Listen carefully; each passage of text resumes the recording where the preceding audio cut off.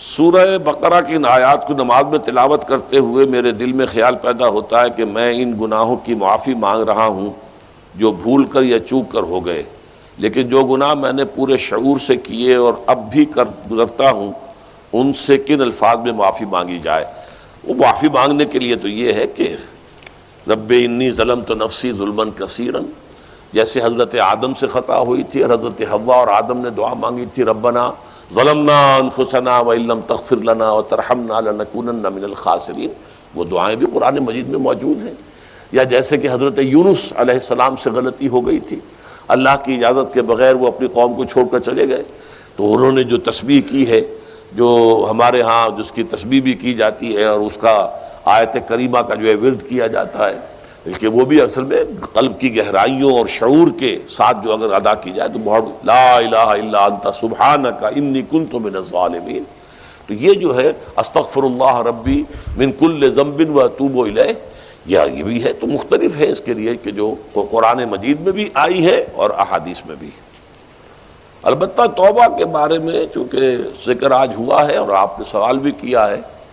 تو یہ بات واضح ہو جانی چاہیے، توبہ کی 3 شرطیں ہیں صحیح توبہ ہونے کی، اور یہ 3 شرطیں ہیں حقوق اللہ میں جو گناہ ہوا ہے اس کے ضمن میں۔ حقوق العباد میں ہوا ہے تو 4تھی شرط اور ہے۔ وہ 3 شرطیں کیا ہیں؟ گناہ پر حقیقی پشیمانی ہو، دل میں شرمندگی ہو، تعسف ہو کہ یہ کام میں نے کیوں کیا یا کیوں کرتا رہا اب تک، اور نمبر 2 عزم مصمم ہو کہ آئندہ ہرگز نہیں کروں گا، اور نمبر 3 اس کو چھوڑ دے بالفعل، وہ عزم مصمم پر عمل شروع ہو جائے۔ اگرچہ یہ ہو سکتا ہے کہ پھر غلطی ہو جائے، پھر ذہول ہو جائے، پھر نسیان ہو جائے، کوئی پرواہ نہیں، اس وقت جب کہ وہ توبہ کر رہا ہے نمبر 1 پشیمانی ہو حقیقی، نمبر 2 عزم مصمم ہو کہ دوبارہ ارتکاب نہیں کروں گا، نمبر 3 بالفعل اس کام کو چھوڑ دے۔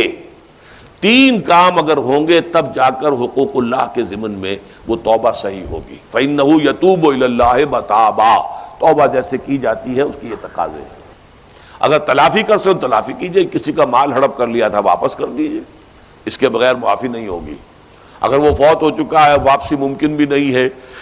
تو ٹھیک ہے، اللہ تعالیٰ کے ہاں جو ہے وہ اس کا آپ کی نیکیاں اس کے حوالے کر دی جائیں گی۔ یا یہ کہ اگر زندہ ہے آپ اب نہیں بھی دے سکتے اس کا مال، یا آپ نے جا کے کہا بھائی میں نے آپ پر تہمت لگائی تھی، میں آج معافی چاہتا ہوں، خدا کے لیے مجھے معاف کر دیں۔ اور یہاں تک آتا ہے بعض صحابہ کا طرز عمل کہ ایک صاحب اپنے اسی طریقے سے ساتھی سے معافی مانگ رہے تھے، انہوں نے کوئی سرسری طور پہ کہا اچھا جی ٹھیک ہے میں نے معاف کیا، لیکن انہوں نے محسوس کیا کہ یہ دل سے معاف نہیں کر رہے، وہ زمین پر لیٹ گئے اور اپنا گال ایک جو ہے زمین پر ٹکا کر دوسرے کا، اس پر میرا اپنا پاؤں میرے دوسرے گال پر رکھو تو مجھے یقین ہوگا کہ تم نے واقعی مجھے معاف کیا ہے۔ تو یہ کیفیت تو اس انسان کی ہوگی نا جسے واقعتاً محاسبہ اخروی کا احساس ہو اور شدید کہ اس کی جواب دہی ہوگی، تو اس کے لیے تو پھر وہ ہر طرح سے تلافی کے لیے خوشامد کرے گا، بھائی خدا کے لیے مجھے معاف کر، اچھا جی معاف کر دیں آپ، بس یہ کیا ہے، ایک معافی وہ ہوتی ہے، وہ جو پولیس والے بھی معافی مانگ لیتے ہیں کبھی کبھی، تو وہ معافی نہیں ہوتی، حقیقتاً دل سے آپ معافی مانگیں تو وہ ہے معافی، اور واقعتاً دل سے معاف کریں۔ تو یہ ہے 4تھی شرط ہے کہ جو حقوق العباد کے سلسلے میں ہے۔